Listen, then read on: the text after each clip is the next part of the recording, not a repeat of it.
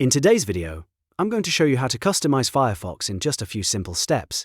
If you want to make your browser feel more personal, change the look of your new tab, and apply a fresh theme in minutes, this tutorial is for you. And if you find this helpful, be sure to hit that like button and subscribe for more easy software tutorials. Alright, let's jump right in. First, open Firefox on your computer. Once the browser launches, click on a new tab so you can access the start page and the customization options. On the new tab page, look toward the bottom right corner and click Customize.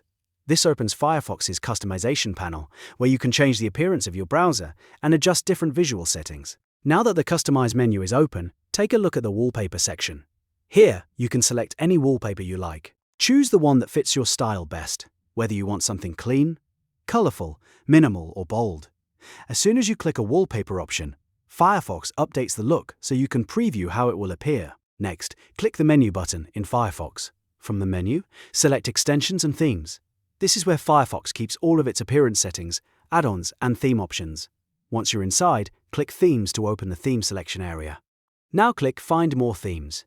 This will take you to the Firefox theme library, where you can browse a wide range of options made by Mozilla and other creators. Scroll through the available themes and click on any theme that catches your eye.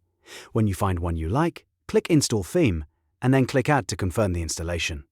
Once the theme is added, Firefox will apply it automatically, and you'll see the new look right away. At this point, your browser should feel completely refreshed with your chosen wallpaper and theme. That's the great part about Firefox customization. You can make it match your personality, your workflow, or even the mood you want while browsing. And that's it. You've successfully customized Firefox. You changed the wallpaper, explored the theme settings, and installed a new theme in just a few clicks. If this video helped you out, please give it a like and subscribe for more quick tech tutorials just like this one. Thanks for watching, and I'll see you in the next video.